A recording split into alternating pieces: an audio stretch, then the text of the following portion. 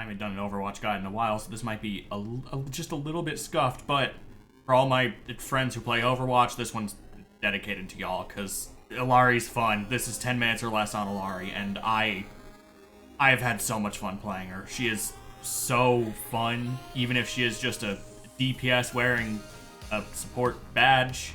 I'll explain now. So the main thing about her, the very first thing about her kit is the gun. You see that little, like, meter in the middle right there, like around the center of the screen? That is the charge for the gun. That first bar right there is the highest your resource can possibly be before you can fire a shot. And it will do, like, no damage. You can let it charge all the way, which takes a full second, and you will do a full shot. The difference in damage is kind of significant. It's 25 if you do these baby shots, and if you let it charge up, it is 75. So try and let it charge up. It will be way more worth it. What's interesting about Illari's gun, normally in Overwatch, a headshot will do double damage. So 75 on body shot, and Tracer has 150 health. It should do 150, right? It only does a 1.5 times multiplier on headshot. So Illari can't insta-kill anyone in the game, even on a full shot. Like, it will always take you multiple shots to kill someone. The next thing about her kit, let me go over this way really quick.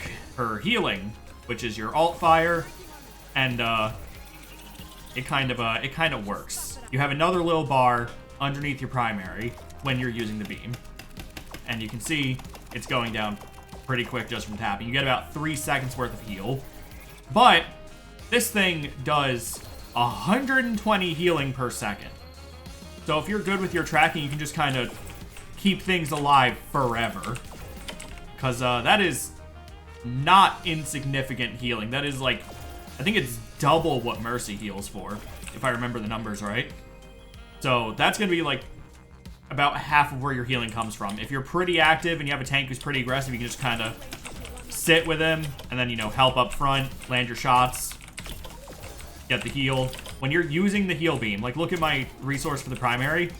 It's low right now, and as you're healing, it will not charge up your primary. So if you're healing, keep that in mind so that your next shot is pretty weak. Next thing is the Pylon, and holy shit, the Pylon is so good. If someone's an LOS of the Pylon, what it'll do is every about 1/8 of a second, it'll target the person with the lowest health and give them a hit of 40 health. Like, notice that's alternating between these bots and picking whoever's low and just topping them off. This is going to be, like, most of your healing in any game, because it's the passive heal. It's keeping your team pretty respectably topped up. Like, 40 every less than a second is nothing to laugh at. So this thing can heal your team, and you can just kind of take the duel up front with your team. As long as your team plays around the Pylon, you're pretty good. So when you're putting this thing down, keep in mind that you can put it, like, on walls, on floors, on ceiling. Can I put it on that over there? Hold on. Stop moving. Oh my, yeah, you can put it on a moving platform. You can put it on anything that exists. Ignore the fact that it just broke. I think it just hit geometry.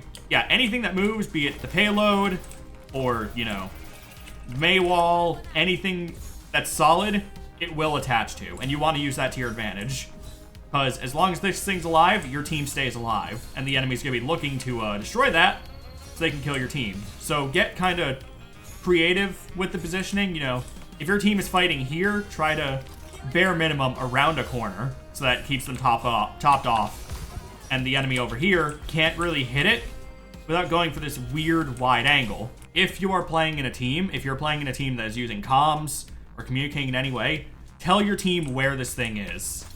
Like, put it down and just be like, okay, back corner, Pylon back corner. And then when your team wants to take space, Illari can help take space with Pylon. Like, if you have the space here, you can be like, all right, moving Pylon up. And now your team can fight up here with pretty respectable heals. And the enemy, you know, has to actually find this to take the space back from you. So the Pylon is, like, the thing that makes Illari so fucking strong as a character. Like, that thing is fucking insane. The next thing is her little leap. The main way I've been using it is I will take a duel, And if things get too hot, I'll just back the fuck off. There are a few really neat things about her jump. The big thing I'm gonna summarize it as is it's like a Hanzo leap and a BAP jump had a baby, and also Pharah's concussion blast was involved, because how far am I? I'm about, let's say that's 10 meters, about 7 meters. That's a pretty respectable boop. So yeah, you're probably gonna get some boops off this, because that is kind of significant. I actually think that's the same range as Pharah Conquest. I could be wrong, but that is not a negligible range. By the way, Pylon's still healing while I was doing all of that, and it has kept them alive while I was doing anything else. So I'm not kidding. That Pylon is going to be 90% of your fucking kit. Final thing is the ult, and I have 2 things to go over. What the ult does, and what you shouldn't be fucking doing when you ult. Like, Sigma mains do this all the fucking time, and if I mention Sigma, I think y'all know what it is. What the ult does is you get 1 charge shot. It'll hit everyone in its radius for 50, no matter how far. It's just 50 flat. Notice they have this little, you know, their Sunstruck is what it's called.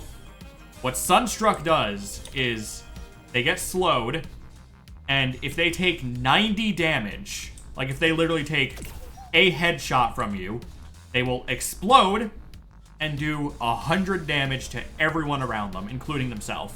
What's interesting about this, and what's really going to be really going to make you decide where you want to hit this thing, is that chain explosion from the ult does trigger everyone else's Sunstruck.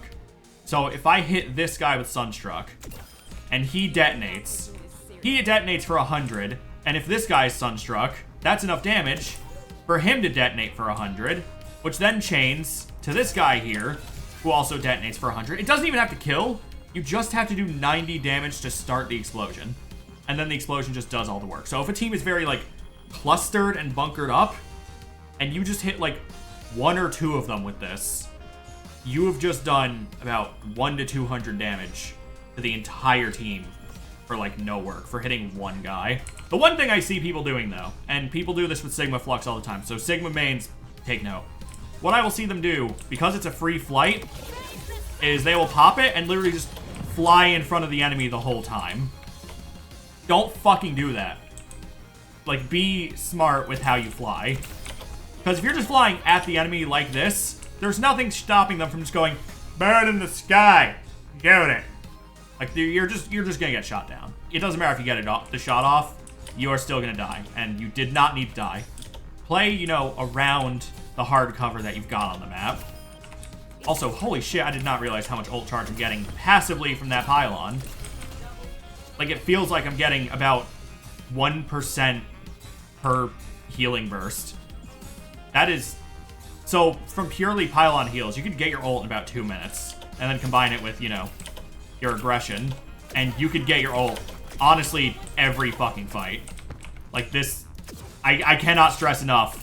If your Pylon is not up, you are playing Illari wrong. Keep your Pylon up 24/7 as much as you can. As I was saying, try to play the terrain, get your shot off. Great, aim better than I did. There's the Sunstruck explosion. And just try to not die so that you can still be involved in the fight after. Low bonus thing, I almost forgot about the Pylon, and I really cannot stop praising the fucking Pylon as being the thing that makes Illari so good.